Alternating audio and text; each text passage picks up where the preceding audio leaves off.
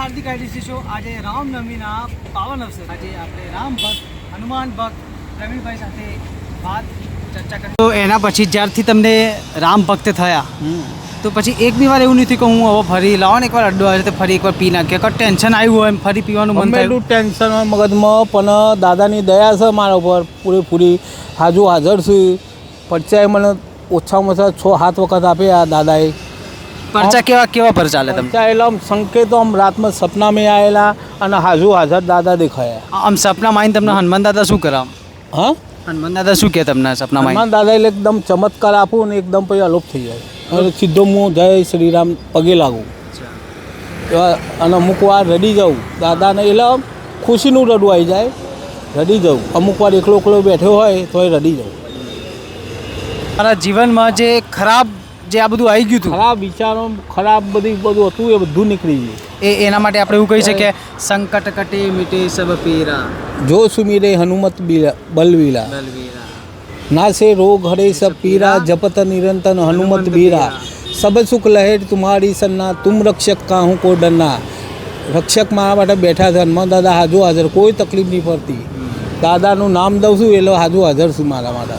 કૃષ્ણ ભંજન દેવ સારંગપુર દાદાની જય હો, જય હો, જય હો, જય હો. તમે હનુમાન દાદાના ખૂબ મોટા ભક્ત છો, તો તમે ડભોડા હનુમાન દાદાના મંદિરે આવેલા છો? દાદાના ડભોડા હનુમાન દાદાએ જશું શનિવારે.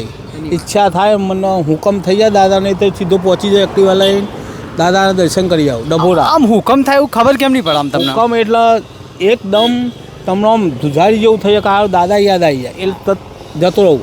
ઈચ્છા થાય તો સારંગપુર તો સારંગપુર જતો રહું. હુકમ થાય દાદાનો તો સારંગપુર જવાની ઈચ્છા થાય તો અઠવાડિયા 15 દિવસમાં હું સારંગપુર જવાનો છું. હવે હનુમાન દાદાની હનુમાન જયંતિ આવે છે એના માટે તમે શું કરશો? હનુમાન દાદા હનુમાન જયંતિ આવશે એટલે દાદાના દર્શન માટે જવાનું. દાદાના દર્શન કરી આવવાના પહેલાં પછી બીજી વાત કરવાની. દુઃખ તો હનુમાન દાદાને પડ્યું છે, શ્રીરામને પડ્યું છે. તો પ્રવીણભાઈ તમે કયા ગામના છો જરા એ કહેજો ને જરા. મારું ગામ થાય મહેસાણા જિલ્લો વિજાપુર મવડી ગામ. મવડીના છે? મવડીનું તો એક મંદિર ફેમસ છે, કયું પેલું આપણે જ્યાં સુખડી મંદિર છે, ઘંટાકર મહાવીર જૈન મંદિર છે. ત્યાં ચોખ્ખા ઘીની સુખડી મળે છે. જૈન મંદિર છે, ચોખ્ખા ઘીની સુખડી મળે. આ બહુ સારું મંદિર છે. બહુ લોકો બોમ્બે દિલ્હીથી લોકો આવું છે ત્યાં. તો ત્યાં અમે ત્યાં એ મંદિરે ગયા હતા. ત્યાં 2 પ્રકારની સુખડી મળે છે, એક ભીની સુખડી, એક સૂકી સુખડી. હા, એવું નથી, ભીની જ મળે, તે ઘીવાળી. ઉપર ઘી તરતું હોય. 1 નંબર સુખડી આવે, 1 નંબર. અને ત્યાં અમારા હનુમાન દાદા છે ને ડભોડામાં, ત્યાં એ રીતની મળે છે. હનુમાન દાદા મળે. અને હનુમાન દાદા હજી જીવિત છે એવું તમને કેમ નહીં ખબર? એવી મને ખબર છે, જીવિત છે હનુમાન દાદા, હજી મર્યા નથી. હા, એ તો ચિરંજીવી છે, એ તો આપણે બધા સાંભળેલું છે. 7 ચિરંજીવી છે ટોટલ. હા, આપણે જે કલ્કી અવતાર આવશે એમાં હનુમાન દાદા કલ્કી અવતારના એમને મદદ કરવા આવશે. એ તો આપણા પુરાણોમાં લખેલું છે. લખેલું છે ને અત્યારે હું યાદ કરું અને દાદા હાજુ આવી જાય મારી જોડે. હા, સચ કહું છું, ખોટું નથી કહેતો. હું અત્યારે બેઠે દાદાના મનમાં સ્મરણ કરું છું. ઓમ હનુમતે નમઃ શ્લોક બોલવું. ઓમ નમો હનુમતે રુદ્રાવતારાય એ શ્લોક બોલવું. બધા મનમાં જે વિચાર આવે બધું બોલું. ટૂંકમાં આમ હવે તો માન લો કે તમે રાતે ઘરે જતા હોય, બરાબર, અત્યારે તમે બાઇક લઈને આવો છો કે ગાડી લઈને આવો? મારા પાસે એક્ટિવા છે. ઓકે, તો તમે એક્ટિવા લઈને આવો તો રાતે અહીંથી ઘર તમારું કેટલું દૂર છે? અહીંથી 6-7 કિલોમીટર. અચ્છા, તો રાતે આમ વચ્ચે એવું કોઈ અનુભવ થયો આમ કંઈક આમ એવી આમ કંઈ અજાણી કાળી શક્તિ આવી ગઈ હોય આમ એવો અનુભવ કોઈ ત્યાં થયો જ તમને? ના, એવું તો અનુભવ નહીં. અને તમે હનુમાન દાદા નામ દીધું અને તમે અચાનક બધું આમ અમુક વાર મને અહીંથી હું મારી એક્ટિવામાં છે દાદાનો ફોટો છે, અહીંયા નીચે અહીં જોબ પછી છૂટું સીધો દાદાને પગે લાગી નીકળું. કોઈ તકલીફ થતી નથી. પણ અમુક વાર રાત્રે સૂઈ જાઉં તો રાત્રે સપનામાં બંદર સપનામાં આવે. હા, બંદર અમુક વાર સપનામાં આવે તો હું સવારે શું કરું,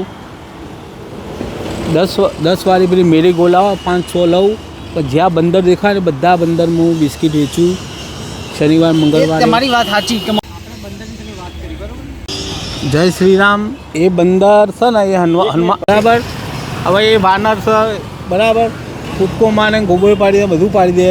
પણ એ સ્વરૂપ છે હનુમાન દાદા.